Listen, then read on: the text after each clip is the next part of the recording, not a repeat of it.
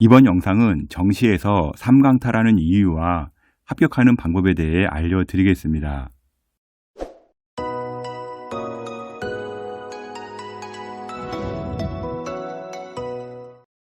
정시 발표 후 정시 3개를 모두 떨어진 학생들을 많이 보게 됩니다.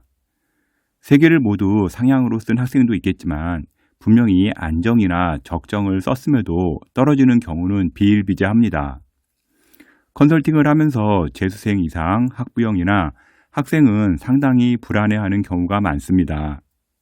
오늘 설명을 하는 중간중간 정시는 성적이 아니라 등수로 간다는 얘기를 계속하게 될 겁니다. 오늘 영상 보면서 이 원리만 정확히 깨우쳐도 정시에서 3강탈 하지는 않을 겁니다. 정시는 성적이 아니라 등수라는 얘기 꼭 잊지 마십시오. 먼저 왜 떨어지는지 여러 가지 사례를 보여주겠습니다. 먼저 입시 배치표에만 의존하는 경우인데요. 성적표가 나오면 각 기관마다 이런 장판지 형식의 배치표를 배포를 합니다. 배치표는 표점을 중심으로 대학 라인을 잡아주는데요.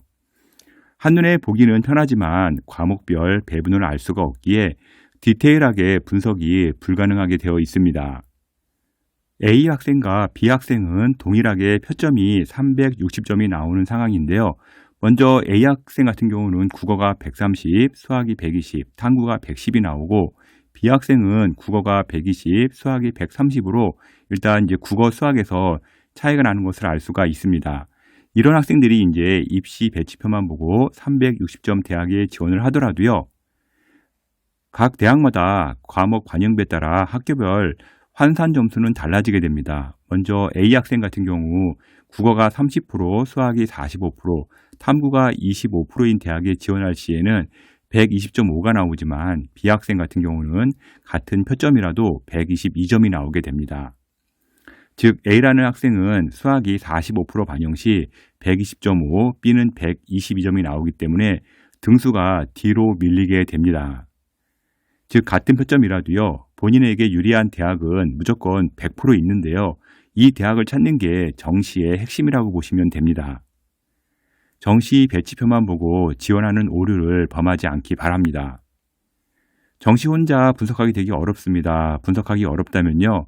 edupaper.kr 월간교육 컨설팅으로 문의 주시면 제가 직접 상담해 드리도록 하겠습니다. 다음은 전년 성적만 보고 지원하는 케이스인데요. 대학 어디가 또는 학교 홈페이지 가면 전년 합격자 환산 점수 성적이 공개가 됩니다.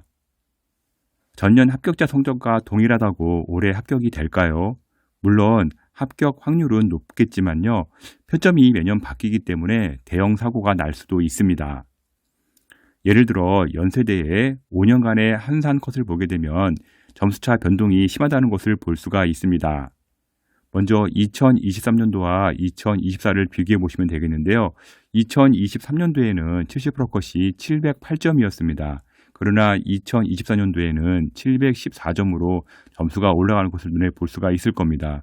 이렇듯 점수가 바뀌기 때문에 전년도 점수만 보고 판단하는 경우에는 큰 오류가 발생을 합니다.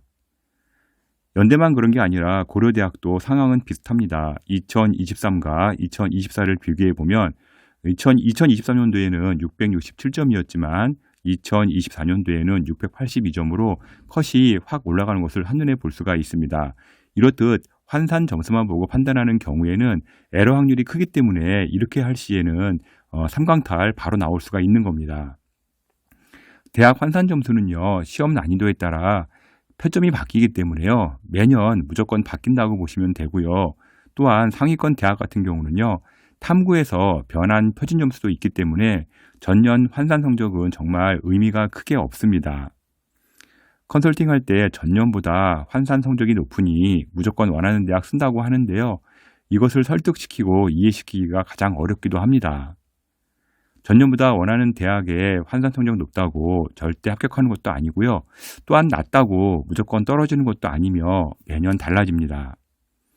다음은 모의 지원 미리 판단하는 경우인데요. 원서 쓰기 마지막에 이제 모의 지원 점검을 하게 되는데요. 대부분 진학사를 쓰게 됩니다. 대입 원서는요. 1월 초에 쓰는데 12월 중순부터 여기 들어가는 학생들은 내가 이렇게 높은 대학도 합격하나 하고 깜짝 놀랄 수도 있습니다. 지원하는 대학이 8칸, 7칸 나오기도 하고요. 안정이랑 적정 뜨니까 정말 방심 많이 합니다. 앞서 계속 말씀드렸지만 대학은 등수로 가는 겁니다. 12월 18일까지 수시 끝까지 발표 보고요. 수시 6광탈한 학생들이 이때부터 들어오기 시작합니다. 12월 18일 이후에는요, 서서히 등수가 밀리고요. 매일 볼 때마다가 칸수가 떨어질 겁니다. 혹시나 오르겠지 하고 들어가도요, 밀리면 밀렸지 오르는 경우는 많지 않습니다. 먼저 모의 지원하게 되면 이런 그래프를 보게 될 겁니다. 아마 처음 보는 분도 있겠지만 차차 익숙해질 겁니다. 내가 내 칸에 있는 위치에 있다고 가정을 하겠습니다. 원서 쓰는 날까지 이 위치에 있다면 그래도 써볼만 할 겁니다. 그러나 나보다 상위권에 있는 대학의 학생이 내 칸에 있는 게 좀 불안해서 이 학생들이 내가 지원하는 대학으로 오게 되면요. 나는 내 칸에서 세 칸으로 밀리게 됩니다. 여기서 환산 점수 이런 거 생각하지 마세요. 정시는요, 일단 등수가 밀리면 끝장입니다. 본인 또한 하위 대학의 높은 칸수를 찾아 떠나게 되고요. 결국 도미노처럼 밀리면서 계속 등수가 바뀌게 됩니다. 그런데 여기서 의문이 하나 생길 수가 있는데요. 분명 본인은 적정, 안정 찾아서 마지막에 썼는데 왜 떨어질까요? 정답은 등수가 밀린 겁니다. 너무 당연한 답인가요? 왜 밀렸을까요? 선생님, 저는 칸수 6개 또는 7개인데도 떨어졌어요. 질문하는 경우가 있습니다. 앞서 얘기했지만 정시는요, 등수로 가는 겁니다. 잠시 사례를 볼게요. 원서 쓰기 전날 내가 3명 모집 학과에 2등 최초합이라고 할게요. 지금 화살표 있는 방향에 제가 있는 건데요. 5등까지 추합이라고 이제 나타난 건데 칸수는 아마 이럴 경우 6칸 정도 나올 겁니다. 내 뒤에 3명밖에 없는데 이게 안정으로 보이나요? 만약에 모의 지원 100%라면 안정이 되겠죠. 근데 모의 지원 100% 하는 게 절대 아닙니다. 이걸 칸수만 보고 안정으로 생각하고 나머지를 질렀다면 매우 위험할 수 있을 겁니다. 3명 모집인 경우, 아니 5명 모집 미만인 경우 같은 경우는요, 실제 1등이어도 불안할 수 있습니다. 이번에는 이런 경우를 볼게요. 원서 쓰기 마지막 날 5칸이긴 하나 내 뒤에 20명이 뒤에 있다면 이건 또 얘기가 달라지는 겁니다. 크게 위험하진 않다는 이야기입니다.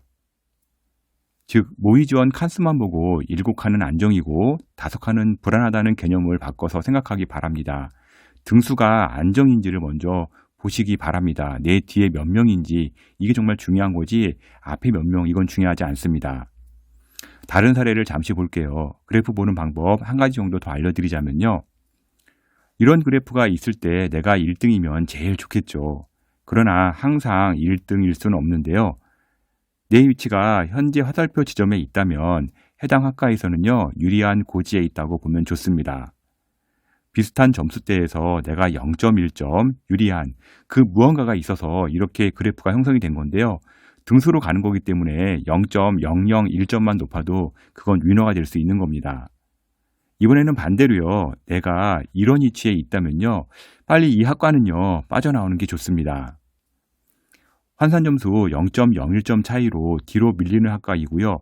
누가 들어와도 밀릴 확률이 높은 곳이라고 보면 됩니다. 정시는요. 등수라는 거 잊지 마시기 바랍니다. 정시에서 제일 무서운 거는요. 나보다 0.0001점 높은 학생들이 내 앞에 많이 있는 겁니다. 나보다 10점, 20점 높으면요. 그들은 내가 지원한 대학 2순위나 3순위이기 때문에요. 빠져주는데요. 정말 무서운 학생은 바로 0.1점 높은 학생들입니다. 정시 다 떨어지는 원인 여러 가지가 있지만요. 첫 번째 장판지 배치표만 보고 지원하는 경우, 두 번째 전년 성적만 보고 지원하는 경우, 세 번째 모의 지원 미리 예측하는 경우가 있는데요. 특히 모의 지원 시 경험이 부족하다 보니까요. 많은 판단 오류를 범하는 경우가 많습니다.